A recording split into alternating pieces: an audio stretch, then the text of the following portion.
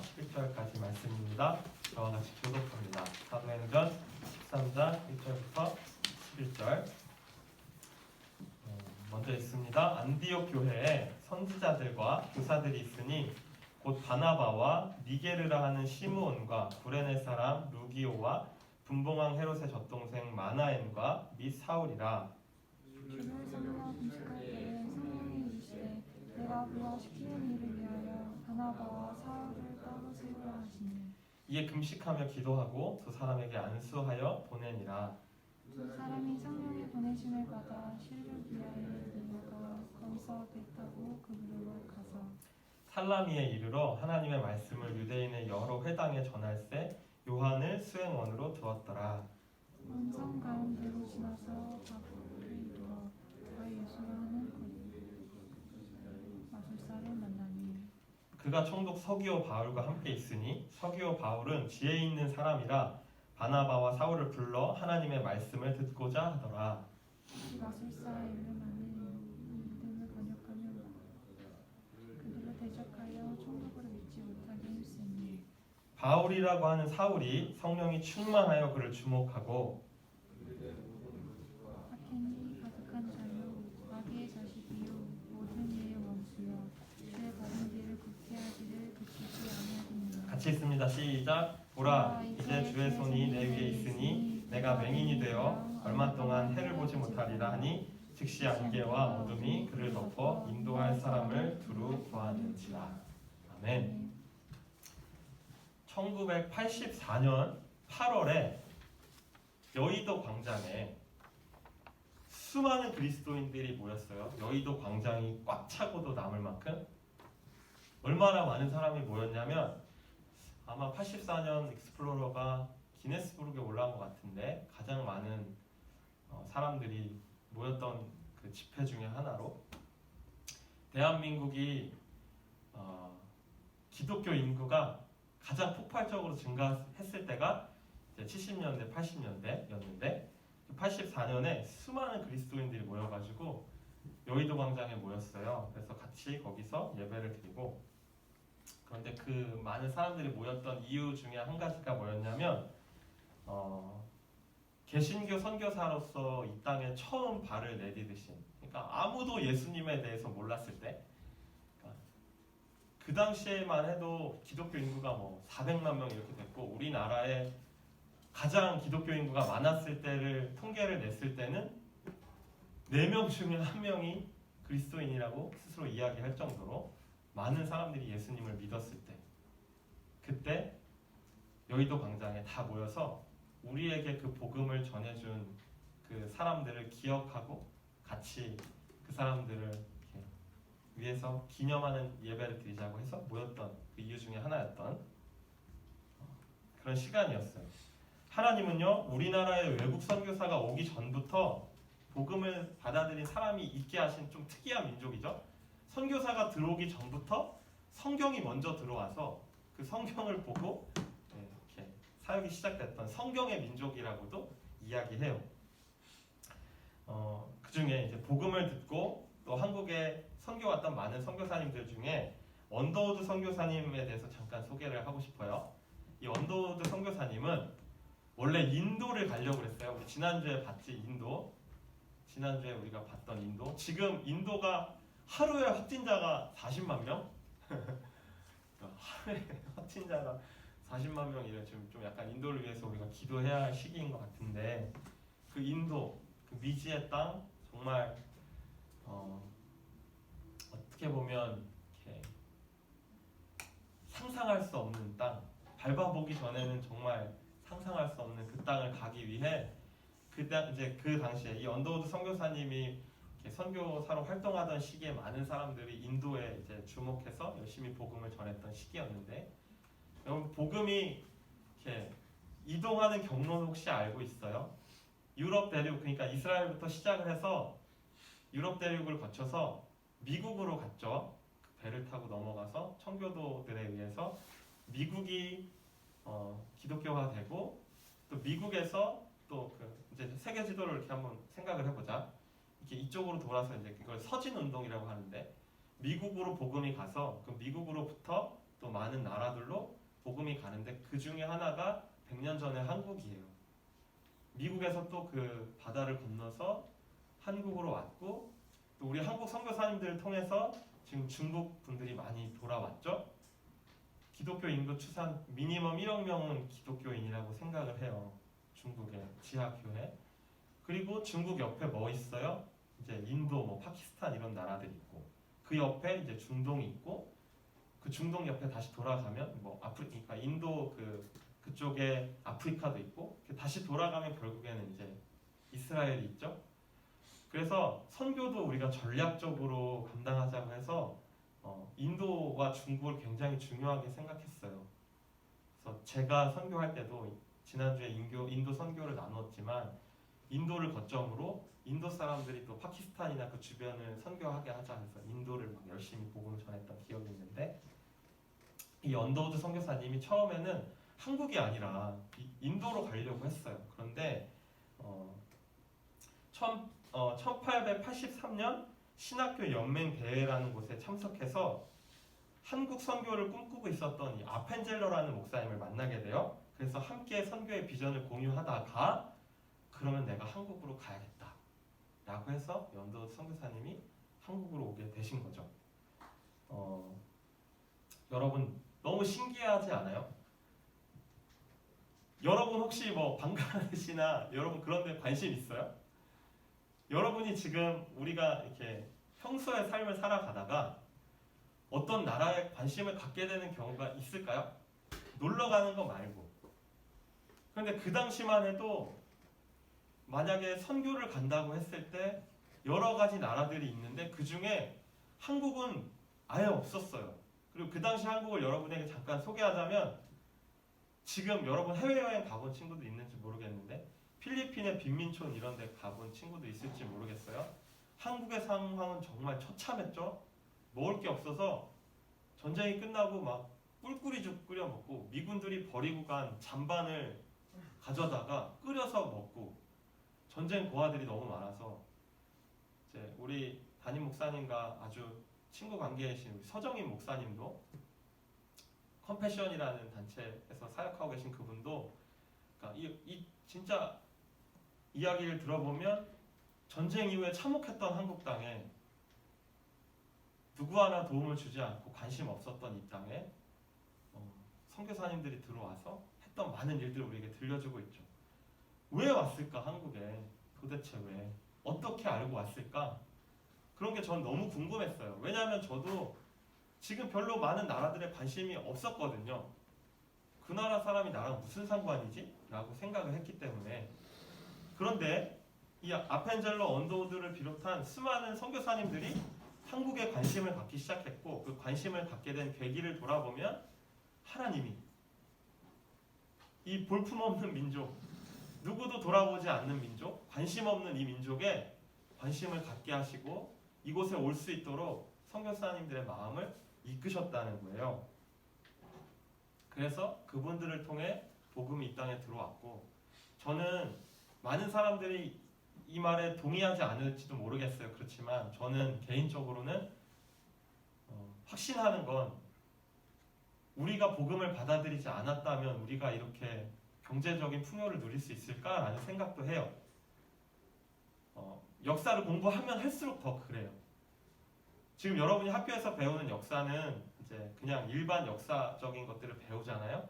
전도사님은 선교사나 세계사나 한국 교회사나 세계 교회사를 배우면 그것들에 대해서 이제 고민할 수 있는 시간이 있었는데 참 많은 생각을 해요. 우리가 복음을 받아들이고 하나님께서 우리에게 복음을 허락하셔서 많은 사람들이 소망이 생기고 지금도 지난주에 전도사님이 이야기했잖아. 인도만 가도 지금도 소망을 가지고 살아가는 사람들보다는 그냥 살아가는 사람들이 더 많다고. 내가 할 수 있어. 하나님이 날 사랑하셔? 나는 뭐든 할 수 있어. 나는 뭐든 될 수 있어. 나는 진짜 멋있는 인생을 살 거야 라고 생각하는 사람들이 아주 소수라고요. 그렇게 이야기했잖아요. 근데 하나님이 복음을 주시고 복음을 통해 소망을 주시고 할 수 있다. 우리도 할 수 있다. 우리도 정말 믿음 안에서 성장하고 그것이 경제적인 것뿐만 아니라 우리의 마음도 우리의 생각도 우리의 여러 가지 영역들이 성장하고 성숙할 수 있다고 부르짖고 그렇게 열심히 하나님 앞에 저는 살았다고 생각해요. 우리 믿음의 선배들, 우리 부모님 세대들, 그리고 그 당시에 복음을 받아들였던 사람들이. 그렇지만 물론 명과 암이 있죠. 단기간에 성장을 이룩하다 보니까 너무 많은 것들이 빈틈이 보이기 시작했고 그 홍역들을 앓고 우리가 지금 여기 서 있잖아요. 그죠? 근데 뭐 그냥 한국사를 이야기하면 여러분 너무 수업 같으니까 아펜젤러와 언더우드 그리고 수많은 이름 모를 선교사님들이 그 소망의 복음을 들고 이 땅에 오셔서 우리가 그 복음을 들을 수 있었고 그 복음을 들을 수 있었던 우리 아버지 어머니 세대들을 통해서 지금 저와 여러분이 예수를 믿고 이 자리에 있다고 이야기해주고 싶었어요. 오늘 본문에도 같은 내용의 이야기가 나오고 있어요. 어떻게 복음이 전해지는지 우리 계속 보고 있잖아요. 사도행전을 통해서. 자, 한번 정리해보자. 예수님 십자가에서 승천하시고 교회가 세워지고 예루살렘 교회가 예수 그리스도를 따르는 예수가 하나님이구나. 예수를 믿으면 구원받는데 예수님만 믿으면 구원받는데 예수님의 십자가와 그 부활 사건과 예수님이 하나님이라는 사실을 믿으면 우리의 모든 죄를 용서하실 뿐만 아니라 그 믿음 가지고 우리와 동행하시고 우리와 함께 하시고 우리에게 소망을 주시고 우리와 함께 하신데 계층 간에 종과 자유자가 아니라 우린 모두 자유자고 그래서 많은 사람들이 소망을 갖고 나는 그냥 태어난 김에 사는 게 아니구나. 나는 그냥 억압받다 끝나는 인생이 아니구나. 나는 그냥 그럭저럭 살아갈 사람이 아니구나 라고 소망을 가졌던 수많은 사람들에게 주님이 이야기하시고 내가 널 사랑한다. 내가 널 붙들 거야. 내가 널 인도할 거야 라고 하셔서 교회가 세워지고 그 교회 안에 이방 교회가 세워졌던 처음 교회가 안디옥 교회라고 했어요. 근데 이제 너무 재밌는 게 이 안디옥 교회에서 바울과 이 바나바 이 두 사람이 와서 목사님인 거지. 이 두 분이 열심히 말씀을 가르치시고 예수님에 대해서 증거하시고 교회를 열심히 목양하시고 섬기다 보니까 이방인들 안에 이제 오늘 본문에 1절에 보니까 안디옥 교회 선지자들과 교사들이 이제 예수를 믿게 된 외국인들이 주를 섬겨 금식할 때 성령이 이르시되 내가 불러 시키는 일을 위하여 바나바와 사울을 따로 세우라. 이 이방인들에게도 하나님이 말씀하시고 성령께서 이 이방인들도 받아주시고 이제 교회의 모양이 된 거예요. 너무 재밌죠. 그러니까 선교의 역사는 유대인들로부터 이방인에게 복음이 전해졌지만 실질적으로 선교사, 복음을 전하는 사람, 어딘가 우리 교회를 벗어나서 해외, 우리가 알고 있지 못하는 다른 나라, 다른 문화권, 우리랑 다른 배경의 사람들, 김치도 안 먹고 그냥 그렇잖아. 여러분 외국인 만나면 아마 느낌 이상할지도 몰라. 문화가 다르니까. 내가 당연하게 생각하는 것들이 외국인들은 이상하기도 하고 외국인들이 이상하게 생각하는 것들이 우리한테 당연한 그런 외국인들에게 처음으로 이 바울과 바나바를 세워서 보내라는 성령 하나님의 그 음성을 듣게 된 거예요.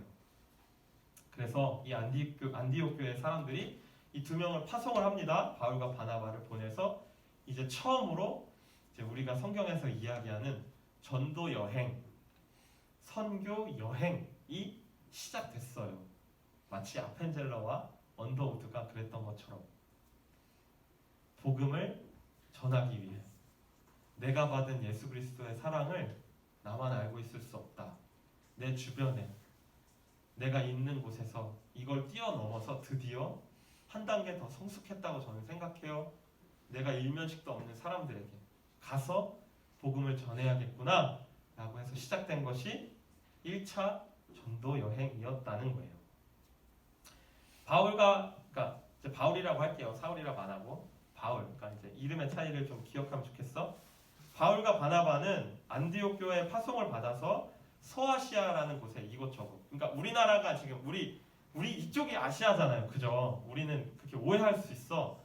우리가 아시아인데? 그럼 바울과 바나바가 여기 왔나? 그게 아니고 이 당시에 유럽 대륙 안에서는 이 바울과 바나바가 전도 여행을 했던 그곳을 소아시아라고 했어요. 더 가면 아시아니까 여기는 이제 아시아 근방이다 해가지고 소아시아라고 해서 거기를 이제 복음을 이제 전하기 시작했는데, 자, 이제 그 복음을 어떻게 전했는지 이야기를 한번 해볼게요. 배를 타고 바다를 건너서 그리고 정말 낯선 사람들이 있는 곳에 가서 복음을 전했어요. 먼저 바보라는 곳을 방문했는데 그 지역을 다스리는 총독인 서기오 바울에게 복음을 전했어요. 근데 총독이 이 바울 복음을 받아들이지 못하도록 방해했던 마술사 엘루마라는 사람이 있었는데 이제 복음이 전해지는 것을 방해했던 사람들이 있는데 이 사람이 얼마 동안 눈이 하고 바울과 바나바는 실망하지 않고 낙담하지 않고 하나님이 이렇게 막으시나? 복음을 전하는 것이 잘못된 것인가라고 생각하지 않고 바울과 바나바는 그 전도 여행을 계속 이어갔어요. 그리고 나면서 안진뱅이였던 사람들을 고쳐주자 수많은 사람들이 와서 바울과 바나바를 신이라고 섬기기도 하고 그렇게 이런 일들을 다 마친 바울과 바나바는 다시 안디옥 교회로 돌아가서 선교 여행에 대한 보고를 안디옥 교회에게 이렇게 했다는 것을 성경이 기록하고 있죠. 자, 오늘은 그 이야기를 하고 싶었어요. 전도사님이 복음을 전하는 데는요 어려워요. 복음을 누군가한테 나누는 거는요 1차적으로 여러분 안에서 막 고민이 있을 거야. 내가 한번 복음을 전해야지라고 생각했던 친구도 있을지 몰라. 그럼 이걸 전해야 되나? 날 어떻게 생각하지? 내가 예수 믿는 거를 저 사람이 알면 날 어떻게 생각할까? 좀 창피하다. 난 아직 준비가 안 됐어. 막 이렇게 생각해본 친구들도 있을 거야. 전도사님도 그랬고. 전도사님은 대학생 때 전도 훈련을 받을 때 지하철을 가요. 이제 우리는 순장님이라고 했는데 나를 이렇게 양육해 주시는 분은 우리 교회도 이제 순장님들이 계신데 전도 훈련을 할 때 지하철에 가서 저는 그때 수원에 살았는데 수원역부터 안양역까지 선배들이 표를 끊어줘요. 그럼 표를 딱 끊어가지고 받아가지고 지하철에 들어가서 안양까지 가면서 지하철 안에서 복음을 전하는 거예요. 근데 우리 순장님들은 너무 멋있어가지고 전 진짜 그때 멋있게 봤던 게 지하철 안에서 사람들 앉아있는데 지금 그렇게 하는 사람 많이 없는데 거기서 큰 소리로 여러분에게 아주 귀한 소식이 있어요 하면서 그냥 한 칸을 다 전도하시는 분들도 있었어요. 제가 여러분들에게 복음이란 걸 알려드릴게요. 하나님이 여러분을 사랑하세요 라고 막 복음을 전하시는 순장님들을 보기도 하고 버스에 타서 막 그렇게 여러분 그거 지금 상상이 안 되지? 그럼 많은 생각이 들지? 왜 그렇게까지 해야 돼? 라고 생각하는 게 요즘의 이슈인 것 같은데 눈물을 흘리면서 복음을 전해요.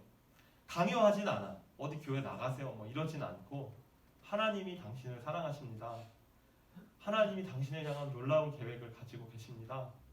하나님이 여러분들을 기다리고 계십니다. 예수 그리스도의 십자가가 있습니다. 복음을 전해요. 정중하고 아주 확신에 찬 목소리로. 그 선배들을 보면서 참 많은 생각을 했어요. 난 죽어도 저건 못해. 어떻게 저건 하지? 창피하지 않나? 근데 그 훈련을 받으면서 경험한 게 있어요. 그 선배들의 마음이 어땠는지에 대해서 여러분과 나누고 싶어요. 정말 한 사람이라도 예수님을 만날 수 있다면, 한 영혼이라도 하나님 앞에 돌아올 수 있다면 너무 좋겠다. 내가 너무 행복하겠다. 라고 이야기했던 그 선배들의 간증이 아직도 생생해요.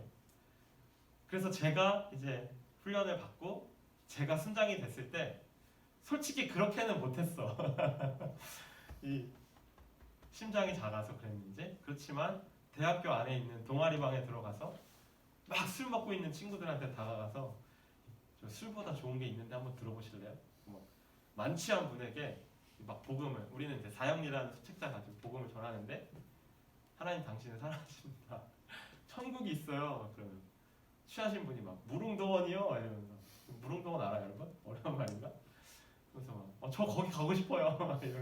이러기도 하고 복음을 전했던 그런 기억이 있어요. 하나님은요 마음을 주세요. 영혼을 향한 마음. 우리는 그렇게 표현해요. 불붙는 것 같은 마음.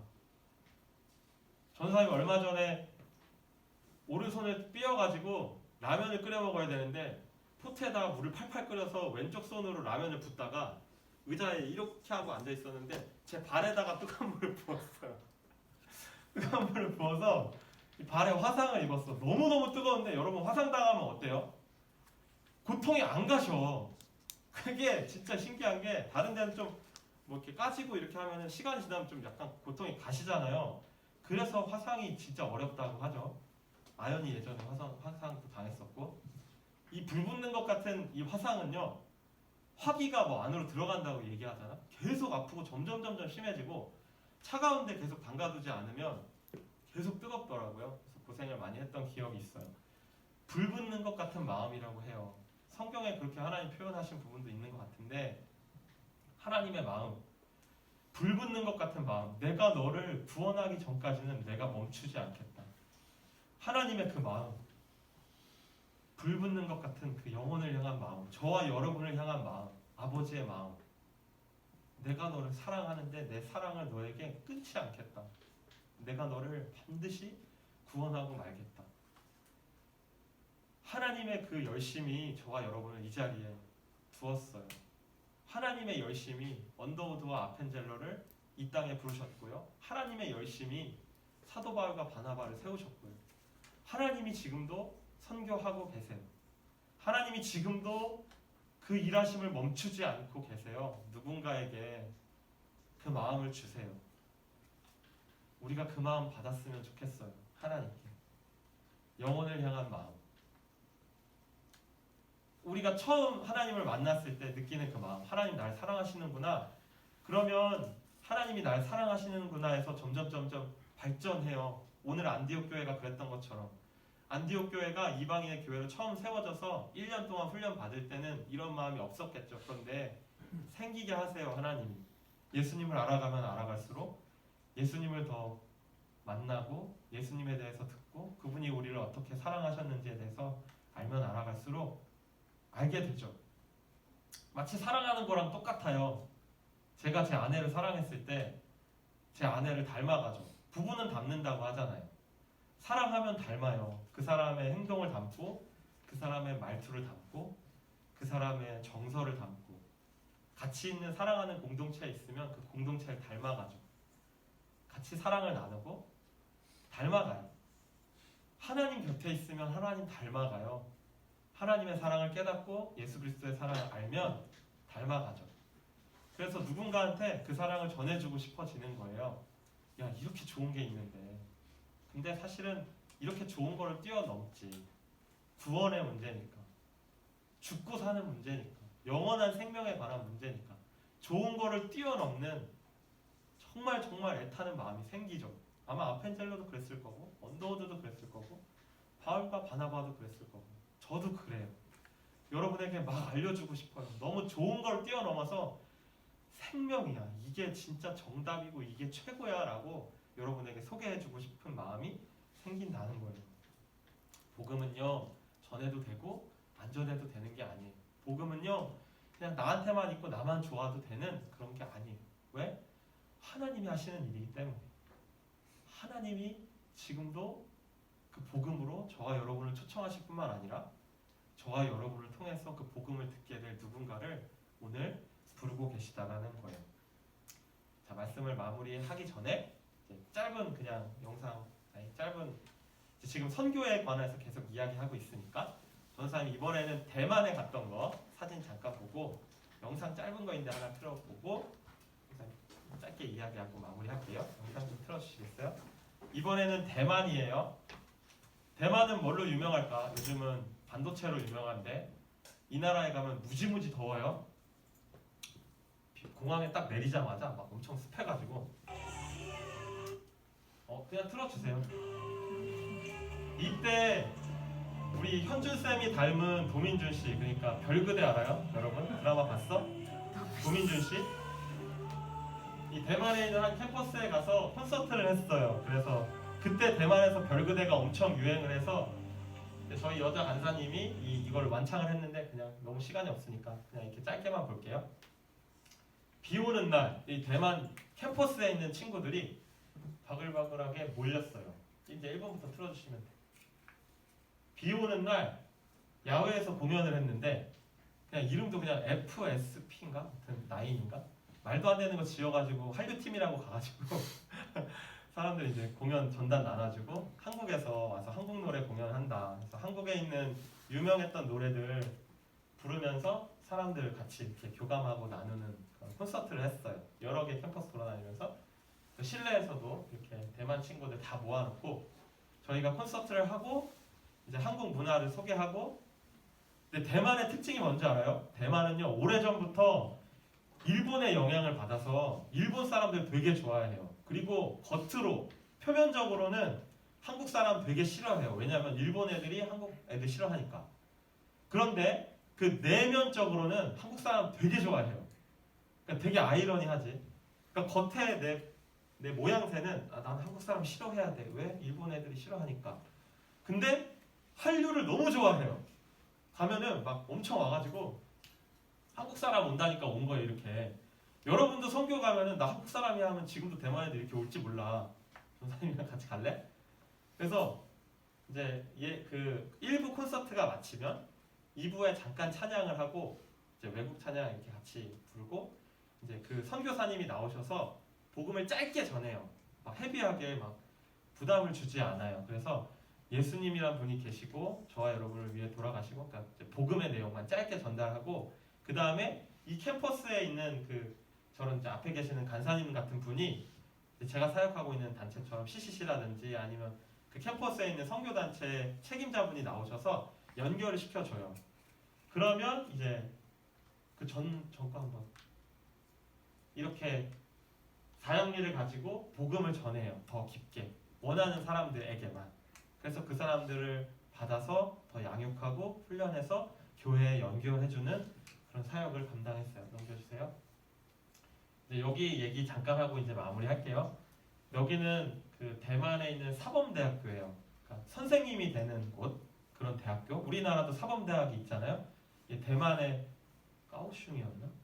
거기 이제 사범대학교인데 저희 그 동기 간사님이 그러니까 이번에 코로나 때 아주 큰 영상 하나 그 어디지? 우한이죠? 우한에서 영상 편지가 한국으로 와가지고 우리를 위해 기도해 달라 하고 뭐 거기에 있던 크리스찬들이 우한에서 코로나가 발생했을 때 자기도 마스크를 구하기 어려운데 거기 있는 크리스찬들이 마스크를 구해서 사람들에게 나눠주면서 복음을 전했던 그 영상 편지 혹시 본 사람 있을지 몰라. 우리 교회에서도 한번 틀었었는데 그 영상을 만드신 목사님이 이제 저랑 이제 동기 친구분인데 그분이 이 학교에서 이제 간사님으로 계셨고 이 학교를 나오셨어요.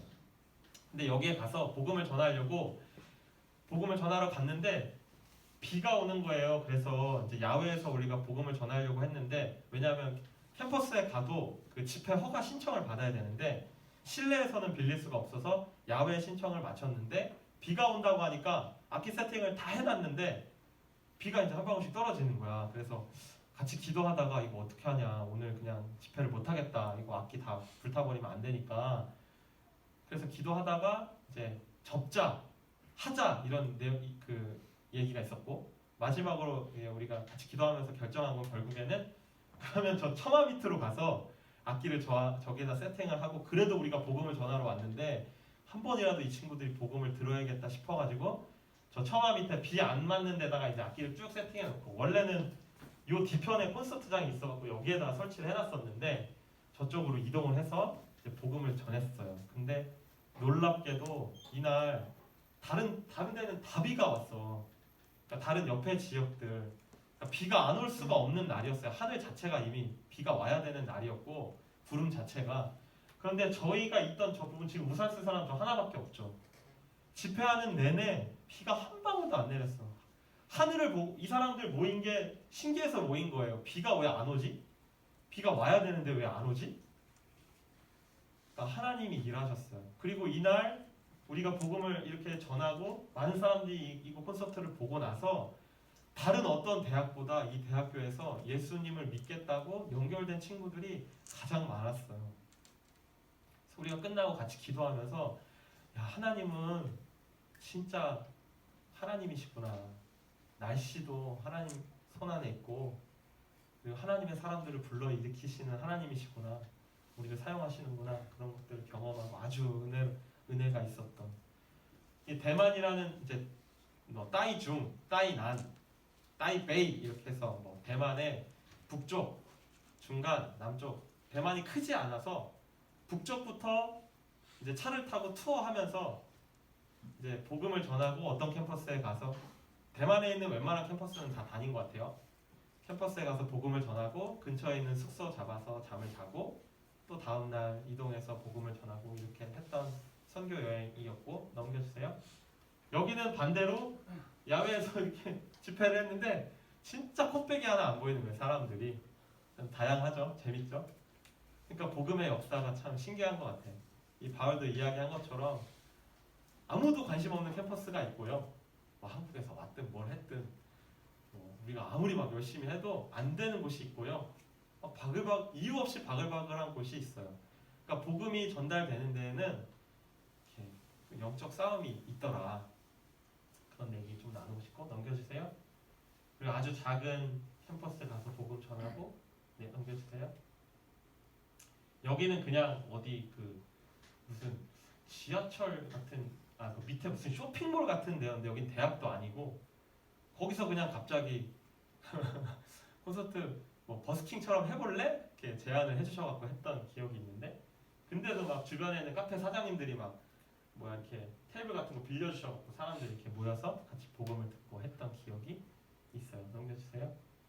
네, 여긴 한 대학인 것 같은데 복음을 잘 전도사님 사진이 없는 거는 제가 다 찍어서 그 집회 사진이 없는 거는 네, 뭐 그냥 집회하는 동안은 뭐 사진 찍을 수가 없었어가지고 그런데 네, 여기까지 하겠습니다.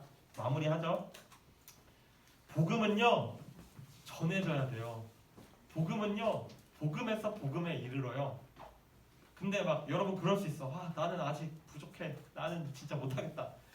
나는 잘 모르겠어. 근데 하나님이요 여러분을 인도하실 거예요. 하나님은 여러분을 인도하시는 그 도구 중에 하나로 제가 있는 거고요. 여러분은요 앞으로 누군가를 통해서 계속 복음에 대해서 듣게 될 거고요. 이제 대학생도 되고 여러분이 뭐 다른 곳에도 가게 되고 그러니까 지금의 내 모습에 실망해서 나는 못하겠다라고 생각하지 말자는 얘기예요. 하나님이 여러분을 쓰실 거예요. 현민아 그지? 성우야 그지? 성교 꼭 가자. 성교 해야 돼 안 해야 돼? 크게 해야 돼? 그 큰 고마워. 오랜만에 왔네 성우 오빠. 대안학교 다니고 있어. 그죠? 하나님이요 여러분을 이 길로 인도하실 거예요.